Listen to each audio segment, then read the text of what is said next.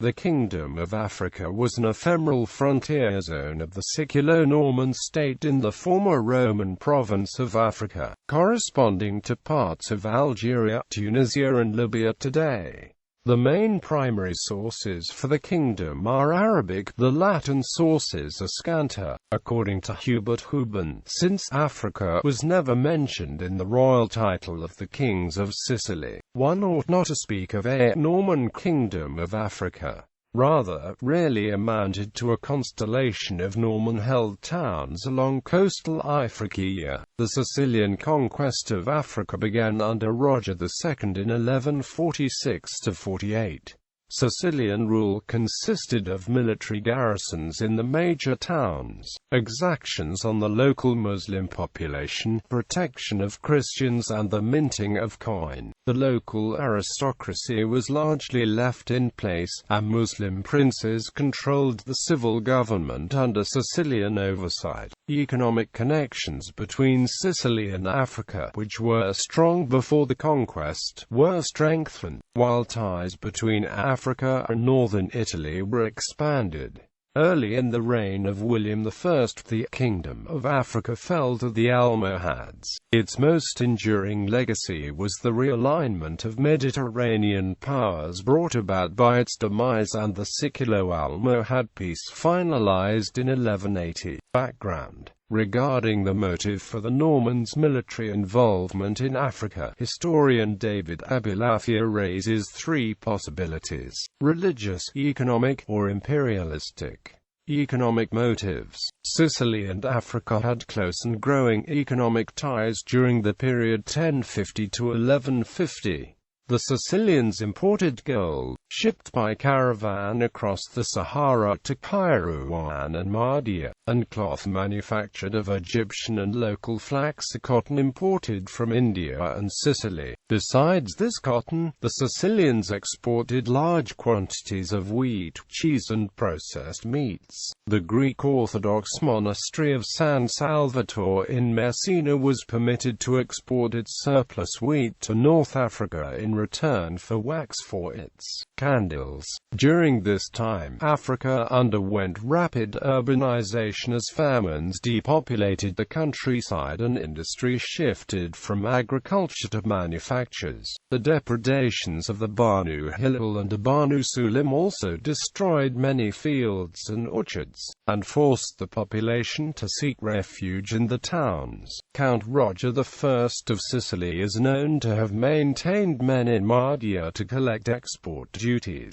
while Roger II twice sent forces against African towns when the rulers defaulted on payments for grain imports. In 1117, when Rafi, governor of Gabes, challenged the trading monopoly of his overlord Ali ibn Yahya, emir of Mahdia, he asked Roger for assistance. Rafi was trying to send out a merchant ship from his own port, and Roger responded by sending a small flotilla, which fled when confronted by Mahdian forces. Ali then arrested the Sicilian agents in his town and requested help from his allies, the Almoravids, and Roger pleaded with him to return relations to normal. A low-level naval war of raids and counter-raids ensued between the Normans and the Almoravids into the 1120s. The most serious raid took place against Nicotera in 1122, when women and children were taken captive. In 1135, Roger II made his first permanent conquest. The Isle of Jerba, which, according to Arabic sources, acknowledged no sultan, and was a den of pirates, was captured by Roger, who carried off many of its inhabitants. Sicilian Muslims participated in the conquest of Jerba, but it is unknown what happened to the ancient Jewish community on the island, which was still there in the early 13th century. Jerba gave Roger a base from which to exert more influence over Mahdia, which, unable to pay for its grain, was forced to become a protectorate of Sicily by 1142.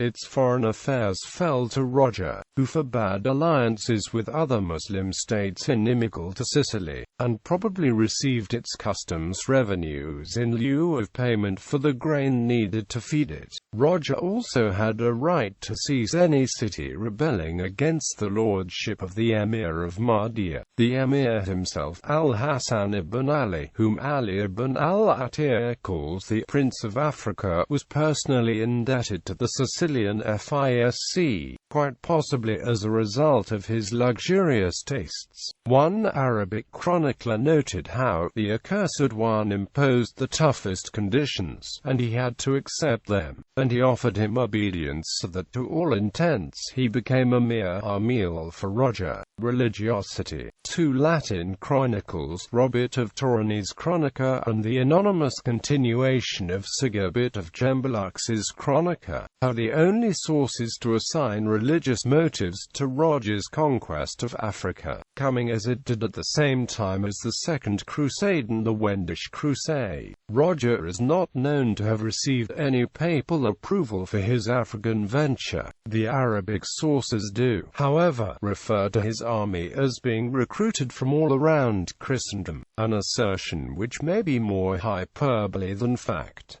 Ibn Idari says that Roger called to arms the people of every Latin country. One non-Italian knight, Richard de Lingevre, did participate in the capture of Tripoli and was rewarded with land in Apulia. Ambition. There is evidence that at least some of Roger's contemporaries, mostly his enemies, saw his conquests in Africa as usurpations. Gervais of Tilbury, in a suspect passage of his Otia Imperialia, implies that the Emperor Frederick I, who regarded Roger as a usurper in southern Italy, was upset by his extending his power into the old Roman province of Africa, and according to the Urfit Chronicles, at the Diet of Mersburg in 1135, a delegation from the Republic of Venice complained to the Emperor Lothair III that Roger had seized Africa, one-third of the world, for the King of Grecia. This garbled report completely detaches Roger's actions from the interreligious context by making the victim of his predations a Christian ruler. The Venetians' primary concern was Roger's ambition. Even the chroniclers of Roger's own kingdom believed his ambition played a primary role in his involvement in Africa. Archbishop Romuald of Salerno in his Chronicon wrote that, because he had a proud heart and a great will to rule, because he was not simply content with Sicily and Apulia, he prepared a vast fleet which he sent to Africa with very many troops, and took and held Africa. The pseudonymous court historian Hugo Falcandus,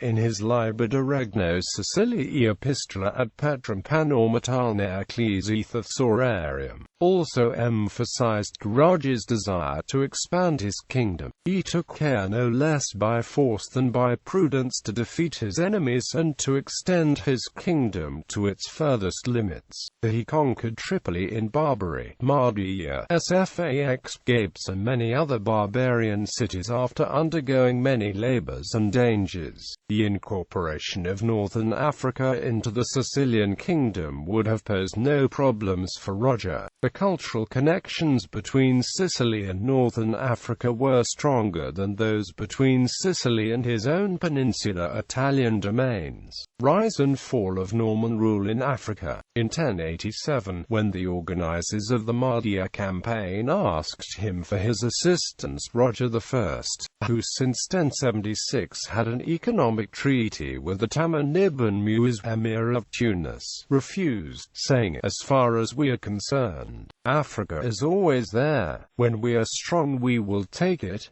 Conquest of Tripoli and Mahdia. In 1142 Roger II attacked Tripoli, further south down the coast from Mahdia.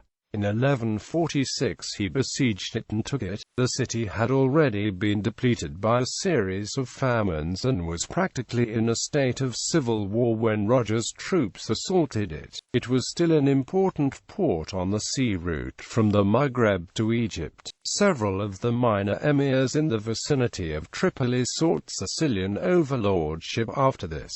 Yusuf, the ruler of Gabes, wrote to Roger requesting the robes and letter of appointment making me Wali of Gabes, and I shall be your deputy there. As of the Banu Matru who hold Tripoli from you. Roger complied, and Yusuf, in his new robes, read out the letter of appointment to an assemblage of notables.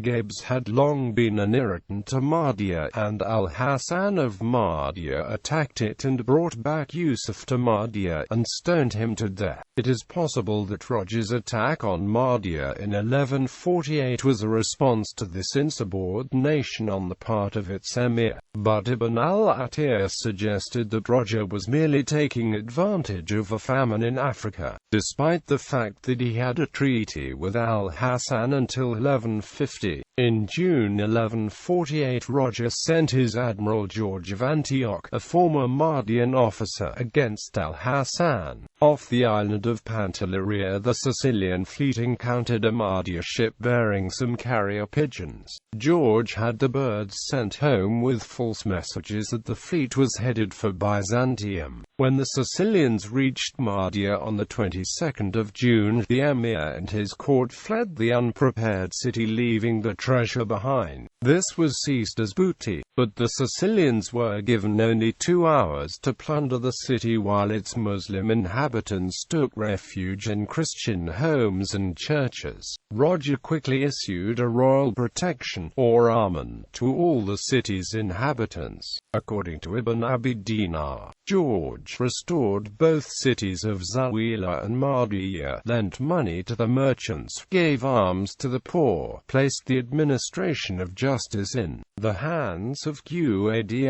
acceptable to the population, and arranged well the government of these 2 cities. Food was released to encourage refugees to return. On the 1st of July, the city of Sousse, ruled by Al-Hassan's son Ali, surrendered without a fight, and Ali fled to his father in Almohad, Morocco. On the 12th of July, Sfax fell after a short resistance. The Africans were treated humanely, and an amen full of fine promises was granted for the entire province. According to Ibn al-Athir, Ibn Khaldun, in his Kitab al-Abai, records the abuse the Christians of Sfax heaped on the Muslim neighbors. The Banu Matru were left in power in Tripoli, and in Sfax Roger appointed Umar ibn al-Hussein al-Faryani, whose father was brought to Sicily as a hostage for his son's good behavior. The Arabic sources are unanimous in presenting Umar's father as encouraging his son to rebel nonetheless.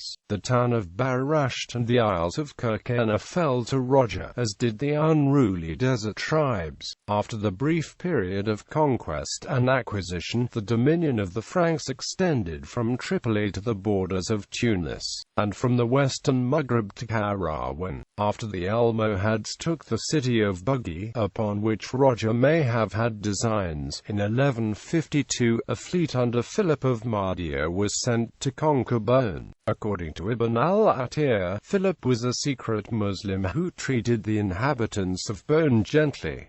Internal rebellions. Roger became involved in a war with Byzantium after 1148, and so was unable to follow up his conquests with Tunis.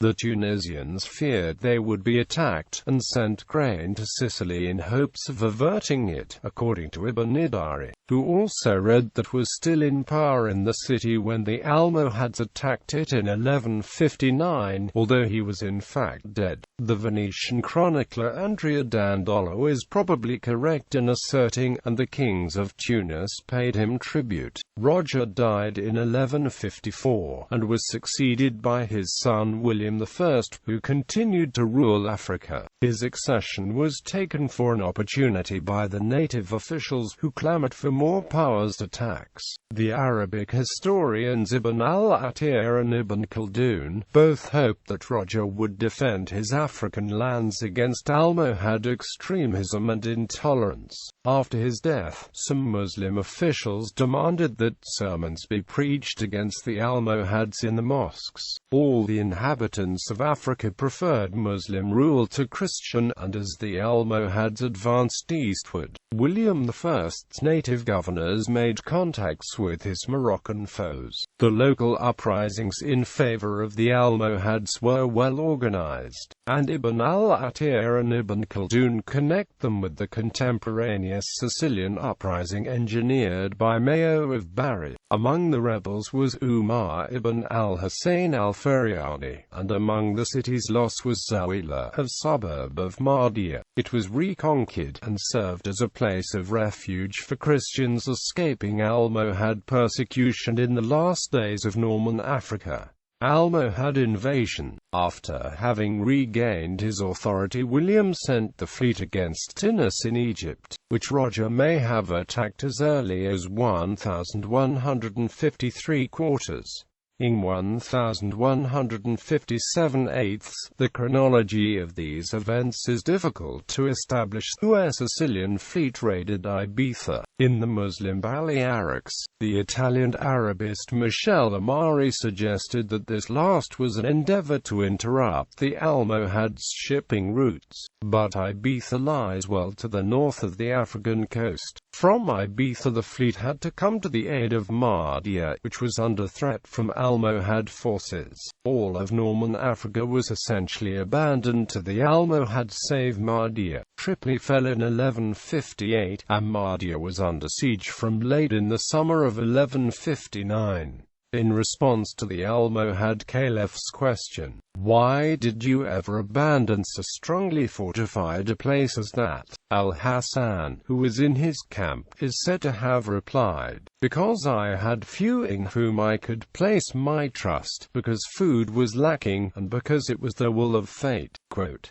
in response, Caliph Abd al-Mumin is said to have temporarily abandoned the siege in order to construct 2 large mounds of wheat and barley. Sfax, which had been in revolt against William for some time, accepted Almohad overlordship during the siege, while the city of Gabes was taken by force. In January 1160 Mahdia was breached and Abd al-Mumin gave its remaining Christians and Jews the option of Islam or death. Afterlife. Hugo Falcandus blamed the fall of Africa, and the resulting persecution of African Christians, on William I and Mayo of Bari's intransigence. A final peace with the Almohads was not signed until 1180, when a Sicilian naval vessel intercepted a ship bearing the daughter of the Caliph Yusuf to Spain. According to Pietro da Eboli's Liber ad Honorem Augusti, the Caliph offered to pay annual tribute in return for the return of the princess. A special office, the Duana Secretis, was formed in Palermo to oversee incoming tribute payments. Robert of Tournai even says that 2 cities, Africa and Sibylla, were returned to them, but in fact they probably only received warehouses and commercial facilities in these places. After the treaty, the Sicilians and Almohads exhibited a shared interest in stemming the expansion of Ayyubid Egypt, and William II of Sicily turned his attention to the piracy of the Banu Janya, who ruled the Balearics and were avowed enemies of the Almohads. Later Anglo-Norman writers refer to a one-line, rhyming poem, apvlvsectlvsmeclvsmechserviteter. Radulfus de Diceto, in his Decani Londoniensis Opuscula, briefly narrates the Norman conquest of southern Italy, and then quotes the above line. Ralph Niger wrote that the line appeared on a seal of Roger II's, while a dubious passage in Gervase of Tilbury says that Roger had it inscribed on his sword. Andrea Dandola referred to the legend of the sword, which was apparently well known in 14th century Venice. A similar line to the Monosticum appears in a mid-12th century encomium on Rouen, the capital of Normandy. The anonymous poet refers to Roger II as ruler of Italy and Sicily, Africa, Greece and Syria, and suggests that Persia, Ethiopia and Germany fear him. Administration. There is a tradition that Roger, after conquering Africa, took the title Rex Africae, according to c.e. before Sicu. However, this was a mistake first committed by 18th-century copyists who mistranscribed certain charters, placing Africa in place of Apuliae. There is at least one surviving private Sicilian charter which refers to Roger as our Lord of Sicily and Italy, and also of all Africa most serene and invincible king crowned by God, pious, a fortunate, triumphant, always august. Royal charters universally use the title King of Sicily, of the Duchy of Apulia, and of the Principality of Capua. One tombstone from Palermo, that of the royal priest Chrysantas, dated to 1148, refers to Roger in its Arabic and Judeo-Arabic inscriptions as King of Italy, Longobardia, Calabria, Sicily and Africa. The government of Norman Africa was modelled carefully on the precedents offered by the pre-Norman emirs. As in Sicily, close attention was paid to the interests of the Muslim population, while the Christians benefit from the exemption from the poll tax.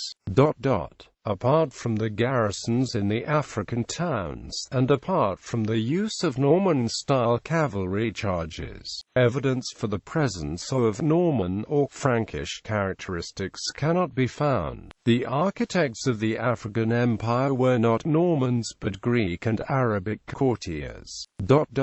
Economy control of Africa gave Sicily control of all the sea routes between the western and eastern Mediterranean. Roger II taxed shipping, although he seems to have allowed the local Muslims princelings to collect some tariffs of their own. Ibn Abi Dinar states that the Wali of Gabes collected taxes in Roger's name. Because of Sicily's good relations with Fatimid Egypt, Italian merchant ships could travel along the entire North African shore in peace during this period. Roger also taxed the overland caravan routes from Morocco to Egypt. More profitable than these were the trans-Saharan caravans carrying pile gold, dust for the mints of northern African and southern Italy. An important stopping point for these was Buggy, which Roger may have attacked during this period, but over which he could not extend authority, although he did maintain links with the deposed Emir Yahya ibn al-Aziz. At Mahdia, Roger I and William I minted dinars of pure gold, 22 mm in diameter and weighing 4.15 grams, with Kufic inscriptions, probably for internal circulation in Africa. The only two known coins were first discovered by the Tunisian scholar H. Abdul Wahab in 1930. They were a close imitation of a type minted by the Fatimid Caliph Arizona Zahir over a century earlier. These did not make use of a title like king, nor did they name any of Roger's domains. Rather, they employed language usually reserved by Muslims for the Emir al-Mu'minin. The inscriptions on Roger's known coin are written in two concentric circles with two lines of text in the center. The circular text is the same on both sides, while the central text differs. This dinar was struck by order of the most respected Roger, who holds his glory of God in the city of Mahdia in the year 543, that is, 1148/49, in the outer circle, and praise be to God as he merits and as it is right he should be praised in the inner circle. The obverse center reads, "The King Roger," while the reverse center reads, "He who holds his glory from God." William's coin is dated to 549. It has been observed that the inscriptions bear a resemblance to those of Robert Guiscard's Tari struck at Palermo in 1072. In both cases the mint would have been staffed entirely by Muslims. Religion as ruler of Africa. Roger aimed to encourage Muslim refugees in Sicily to resettle in Africa, and issued a decree to this effect. He maintained the loyalty of his African domains by offering grain. Norman Africa became rich and prosperous, while the remainder of Barbary and the great part of the Middle East felt the harsh pangs of hunger. During during this period of constant famines. According to Ibn al-Athir, Tripoli prospered under Roger. The Sicilians and the realm frequented it, with the result that it became repopulated and prospered. Merchants from Genoa with ties to Sicily began trading with Tripoli as well. Roger left religious and judicial authority in local hands, under a local governor. In each town there was a Sicilian garrison under a Sicilian commander, and a poll tax was instituted on the Muslim communities, similar to that which they had until then exacted from Jews and Christians, but lighter than that which was demanded of Sicilian Muslims at the same time. The local Christian community, largely servile and enslaved, probably benefited from Roger's rule. Bishop Cosmas of Mardia made a trip to Rome to be confirmed by Pope Eugene III and also to Palermo to visit his new sovereign. The anonymous continuator of Sigebert of Gembloux refers to Cosmas as returning to Africa, a free man. Bibliography.